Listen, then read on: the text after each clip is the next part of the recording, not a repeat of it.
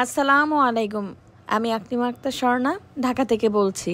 মারিয়ামস মম blogs চ্যানেলে আপনাদের সবাইকে স্বাগতম। কাছে এবং দূরে যে যেখান থেকে আজকে আমার এই ভিডিওটি দেখছেন, আশা করছি আল্লাহর অশেষ রহমতে আপনারা সবাই অনেক ভালো আছেন। আলহামদুলিল্লাহ, আমরাও বেশ ভালো আছি। লাস্ট ভিডিওরই কন্টিনিউ ভিডিও আজকে আপনাদের সাথে শেয়ার করতে যাচ্ছি। আশা করছি আজকের ভিডিওটি আপনাদের কাছে ভালো লাগবে। লাকেজ খুলতেছিলাম সেই রাতেই, যেই রাতে আসলে আমার মা আব্বু কানাডা থেকে আসছে।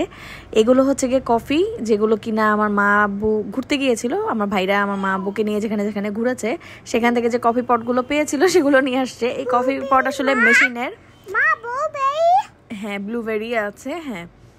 তারপর ওই কফি পটগুলো আসলে দরকার, মানে মেশিনে খায়, বাট আমরা আসলে পট খুলেই খাবো। তো এই লাকেজটা ভরাই জাস্ট চকলেট আর হচ্ছে গিয়ে ব্লুবেরি, হ্যাঁ ড্রাই ব্লুবেরি ছিল। সাথে প্লেন থেকে যে কাটলেরিগুলো পেয়েছে সেগুলো আমার মা নিয়ে আসছে। আমার মা আসলে যা পেয়েছে তাই নিয়ে আসছে। তারপরে ছিল মারিয়াম ইব্রাহিমের জন্য পাউডার, আর সাথে ছিল আমার জন্য ক্রিম, মায়ের জন্য ক্রিম, তারপরে হচ্ছে চকলেট, অনেক চকলেট। মেয়ে দিয়ে আসলে অনেক অনেক চকলেট কিনেছে আমার ছোট ভাই। তো মারিয়াম আওয়াজ হচ্ছে। আর লাইটের কারণে আসলে আমাদের ড্রয়িং ডাইনিং রুম মানে অ্যাটাচ করা, তো সেইখানে হচ্ছে গিয়ে, হ্যাঁ মা, তাই আর কি লাইটের আলো আমাদের সিলিংয়ে হচ্ছে গিয়ে ব্লু, রেড, ইয়েলো বা হচ্ছে গিয়ে অফ হোয়াইট কালার, এই কারণে আর কি মাল্টি কালার হওয়ার কারণে এইরকম দেখা যাচ্ছে। আশা করছি আপনারা বুঝতে পারবেন। তো যাই হোক, মা আসলে ব্লুবেরি, ড্রাই ব্লুবেরি এনেছিল, সেটার প্যাকেটটা খুলে গিয়েছিল আনফর্চুনেটলি, আর সেটা পুরো লাকেজ ভরে গেছে। আমরা খাচ্ছিলাম, খুলছিলাম, দেখছিলাম, হ্যাঁ মা, সব কিছু খুলে খুলে দেখছিলাম আর অবাক হয়ে যাচ্ছিলাম যে আমার ভাই এত কষ্ট করে এত কিছু পাঠিয়েছে। মারিয়াম নর্মালি আর কি ও জিজ্ঞাসা করেছিল যে মারিয়ামের জন্য কি পাঠাবে, মারিয়ামের কি লাগবে। মারিয়াম জাস্ট ললিপপ আর ললিপপ করেছে, তাই এত এত ললিপপ পাঠিয়েছে। ভিডিওটা অনেক দিন আগের, আশা করছি আপনারা বুঝবেন। আর এত লেট করে ভিডিও শেয়ার করার জন্য আমি এক্সট্রিমলি সরি।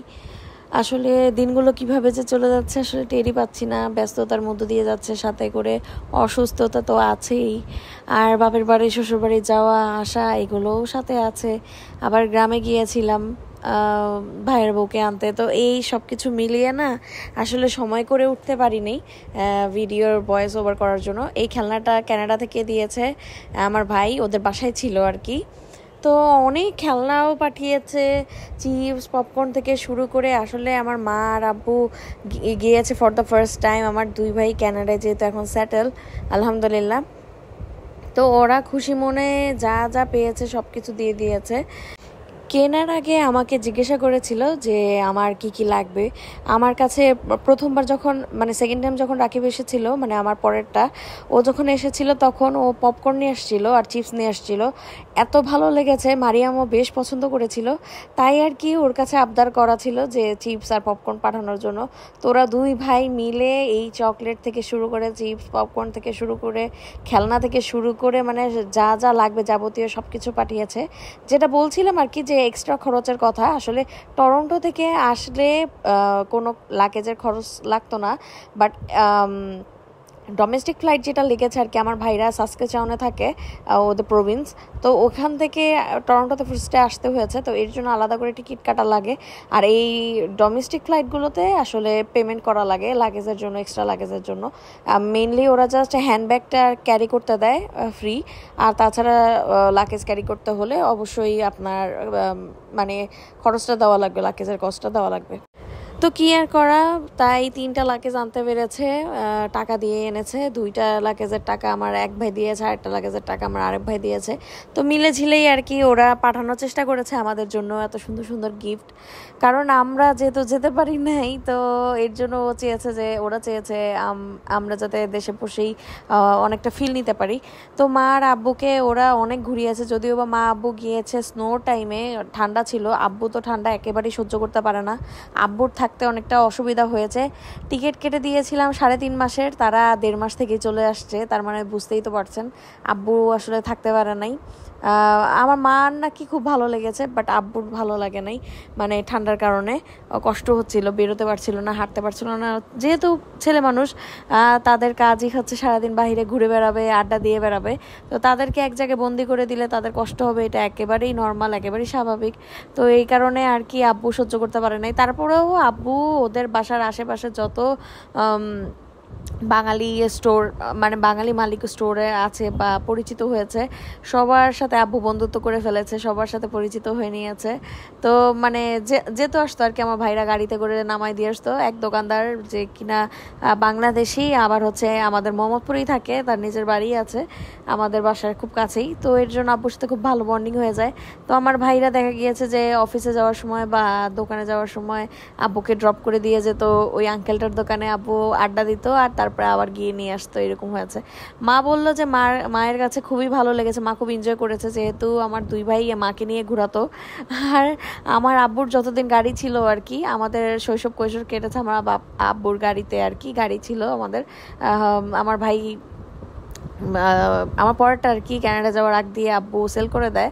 তো যাই হোক, তো যেহেতু ওদের দুই ভাইয়েরই গাড়ি আছে কানাডাতে, মাকে নাকি সামনে বসিয়েছে ড্রাইভিং সিটের পাশে। তো মা খুবই এক্সাইটেড ছিল, মা বললো যে লাইফের ফার্স্ট টাইম আর কি মা গাড়ির সামনে বসেছে। তো একবারও আমার ভাইরা আর কি আমার মাকে মানে পিছনে বসতে দেয় নাই, সবসময় দুই ভাই আর কি যার গাড়িতে করেই গিয়েছে উঠেছে, তার গাড়িতেই সামনে বসিয়েছে। রাকিবের গাড়িতে উঠলে রাকিব ড্রাইভ করেছে, মা পাশে বসেছে। মেহেদি গাড়িতে করে কোথাও গেলে মেহেদি ড্রাইভ করেছে আর মা পাশে বসেছে। তো এই কারণে মা অনেক খুশি হয়েছে, মা অনেক অনেক খুশি হয়ে মা অনেক দোয়া করেছে আমার ভাইদের জন্য, যে আসলে মা ব্লেসড। মা এটাই বারবার বলছিল, আমরা সবাই এরকম সন্তান চাই, যার মানে যে এই সন্তানরা আর কি মায়ের মনের আশা, মা বাবার মনের আশা পূরণ করবে, সব স্বপ্ন সত্যি করে দিবে। আমার মা বারবার এই এক কথাই বলছিল যে আমি কখনো কল্পনা করি নাই আমি এত বড় একটা রাষ্ট্রে যাব, ঘুরবো, দেখবো, আমার ছেলের বাড়িতে গিয়ে উঠবো, আমার ছেলেদের গাড়িতে করে ঘুরবো, মানে এত কিছু দেখবে আমার মা আসলে কল্পনাও করে নাই। একটা ছোট্ট মুন্সিগঞ্জের গ্রাম থেকে আমার মায়ের বিয়ে হয়ে ঢাকায় আসা, তারপরে তো এত কিছু, একটা বাড়ির মালিক হয়ে যাওয়া হুট করে, মানে সব কিছু একটা ড্রিমের মতো আমার মায়ের কাছে। তো যাই হোক, আমার মা অনেক ব্লেসড। মা সেটাই বলছিল যে এখন আমরা 3 ভাই বোনই সেটেল হয়ে গিয়েছি সম্পূর্ণ, একদম মা এখন নিশ্চিন্ত, মায়ের এখন আর কোনো টেনশন নাই। আমার মা আব্বু বাংলাদেশে আসার পর আমার ছোট ভাইটারও পিয়ারের নিউজ আসে, আলহামদুলিল্লাহ। আমরা এর জন্য অনেক মিষ্টি টিষ্টি কিনি, সবাইকে মিষ্টি খাওয়াই।